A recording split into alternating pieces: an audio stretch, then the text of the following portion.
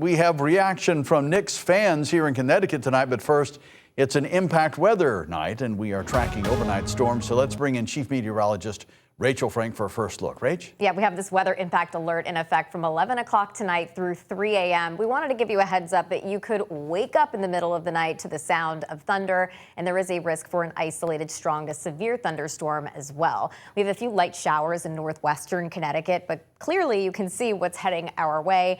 Downpours, some lightning strikes. These storms are in the process of weakening as they move into Connecticut, but the Storm Prediction Center does have us in the level 2 risk for severe weather, basically in the western half of the state, a level 1 risk in the eastern half of the state from 11 to 3 a.m. If there is a strong storm, damaging winds would be the primary threat. Otherwise, I think for most of the state, we're just looking at heavy rain, a few rumbles of thunder out there. And of course, this is all much needed rain.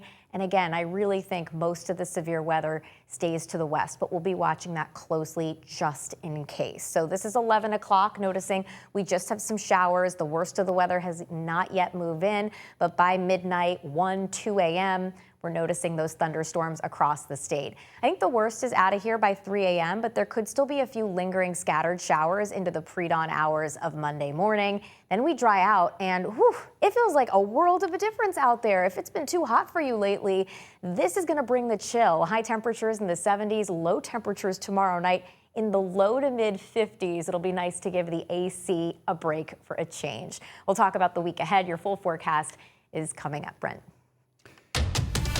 Hi, Rachel. Thank you. Well, on the heels of the New York Knicks NBA championship, the party is on. And that, of course, includes for fans here in Connecticut who have waited more than 50 years to see their team hoist the Larry O'Brien. Fox 61's Kay Pattyfoot talked to fans about the excitement. Fans tell me Saturday night's game was unbelievable, but the antics after the game is what really stood out. It's over! It's over! Knicks fans, this is not a dream! The New York Knicks won the NBA championship on Saturday after 53 years. Fans in New Haven are going crazy over the win. Knicks up, man. That's all I can say, man. Knicks did good, man. They That's all I can say, honestly. Knicks number one. They kicked the other night. The best. Number one. Feeling great after that great win. And I see the jersey in the window. Oh yeah, that's Bronson. You know, he's a little Jamaican heritage in there. So, it's all good. Cat, all those guys, they did exceptionally well. He lived in New York before moving to New Haven, so this win is extra special to him. And he says he never doubted them for a second. I tell you what, because I believe so much in my guy, Bronson, I was going to say the Bunsen burner, because I believe in him so much. I knew when I looked at him, he had confidence that he's not going to give it up. So, I felt good. And in true New York fashion, they celebrated the win big time.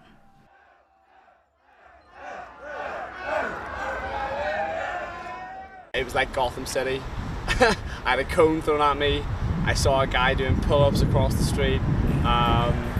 It was unbelievable. It was like a festival, honestly, it was crazy. So many people, and there was fireworks going off on the top of buses, people climbing up, police threw flashbangs at people. It was pretty crazy. It was unreal. It was a good time. The guy said once alcohol bottles and cones were being thrown, they knew it was time to go. You couldn't walk anywhere. I couldn't see over anyone. I'm too short, so just I was just following these hand to hand, holding hands and everything, getting pushed about. It was crazy. New York Mayor Zohran Mamdani said a celebration for the Knicks will happen on Thursday, but details like where and when it will start have not yet been released. For now, in New Haven, Kay Pattyfoot, Fox 61. Police are investigating an overnight shooting in Hartford that sent a man in his 30s to the hospital. Officers rushed to the area of Franklin Avenue and Bond Street just after midnight for reports of gunfire. And while on scene, investigators learned the victim had already made it to a local hospital with a gunshot wound. Police say his injuries are not life-threatening. Right now, officers are working to piece together what led to the shooting, and no arrests have been made. If you have any information about that shooting, Hartford police are urging you to call their tip line. Well, some Hartford residents are in temporary housing tonight after fire tore through a multifamily home this afternoon. Crews were called to Theodore Napper Lane just after 3:30 p.m. And take a look at the front of that building, totally destroyed. One firefighter is being treated for a minor injury. No civilian injuries have been reported. 2 families, 6 people in total, including 3 children, are now displaced and receiving help from the Red Cross. The cause of the fire is under investigation now. And crews rushed to a boat fire off the coast of Norwalk this afternoon. Take a look here at the moment firefighters responded to a large sailboat burning near Bell Island just before 3 p.m., finding the back of the vessel heavily engulfed in flames. Police were able to get everyone on board to safety before fire crews moved in to knock down the fire from the water. Multiple marine units from Norwalk, Darien, and Norotan worked together to bring the flames under control. The damaged boat was later towed to Norwalk Cove Marina, where crews checked for hotspots. No injuries were reported, and the cause of the fire is under investigation. New details on a massive fire on Eli Avenue in Norwalk that forced families out and sparked a large emergency response. According to investigators, before firefighters arrived, a 14-year-old girl escaped by jumping from a second-floor window, and a neighbor used a ladder to help her mother get out safely. Firefighters searched the home, rescued 1 dog, and battled challenging conditions, including water supply issues. In total, 13 people are now displaced. The Red Cross is assisting those families. 2 firefighters were treated for heat exhaustion, and 1 was taken to a local hospital. The cause of the fire is still under investigation. And one of the largest Polish communities in the country threw a party today, and everyone was invited. Fox 61's Victoria Anderson joined the festivities as thousands filled the streets of New Britain for the Little Poland Festival. There was nothing little about the Little Poland Festival Sunday. Thousands of visitors, hundreds of vendors, all celebrating one big Connecticut community. For just one day, everybody got to experience a slice of life on the Pole side, even if you don't speak the language. Dzień dobry! Love you guys! But food, beer, and music was the translator for thousands of visitors that piled down Broad Street in New Britain's Little Poland. The neighborhood has been a shining light for Polish immigrants since the late 19th century, and still to this day holds one of the largest Polish populations in the United States. Demographics change and places change over time, and this neighborhood has been here for so long and is still thriving, and as wonderful as it was so many years ago. And Derek Barskowski with the festival committee said the neighborhood is only getting bigger. Broad Street just welcomed 2 new stores this week. And that, for the committee, is something to celebrate. Every year we celebrate Little Poland. We celebrate Polish culture, Polish history, Polish traditions, but especially this neighborhood. You can stay updated with any future events happening in the Little Poland neighborhood on their Facebook page, which we will have linked on ours at fox61.com. In New Britain, Victoria Anderson, Fox 61.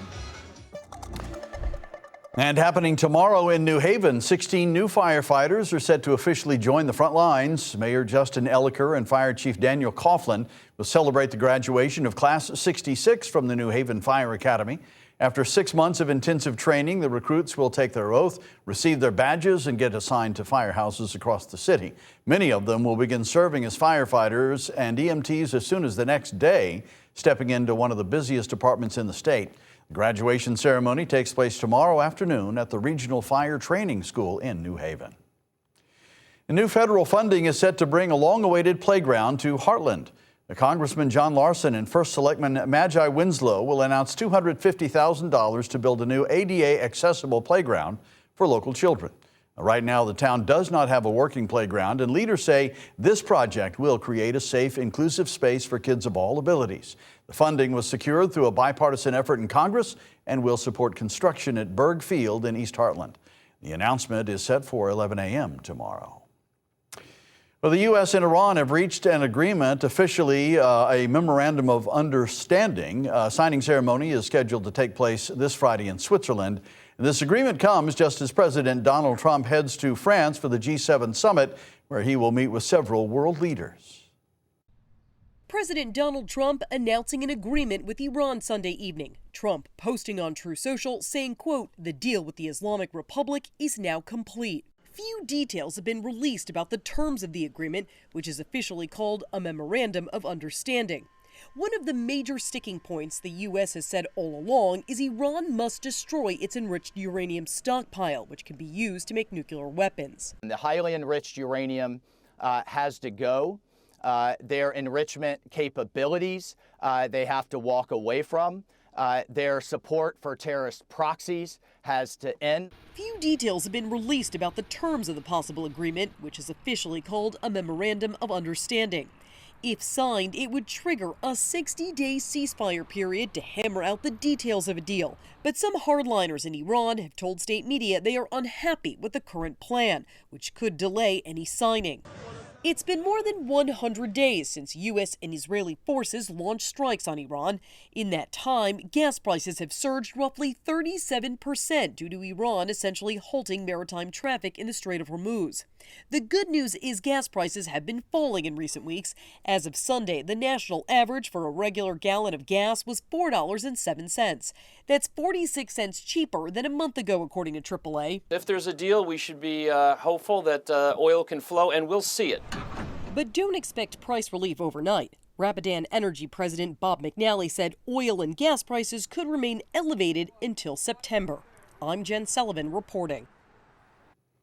Well, former President Barack Obama is weighing in on the negotiations between the U.S. and Iran to end the war. In an ABC This Week interview excerpt that aired Sunday, Obama downplayed any deal that might come out of the current talks, but said there could be an upside. Now, you'll recall the Obama administration brokered the Joint Comprehensive Plan of Action with Iran in 2015. The general outline of the JCPOA was that Iran would limit its nuclear ambitions, cap its uranium enrichment, and allow international inspectors to inspect its sites.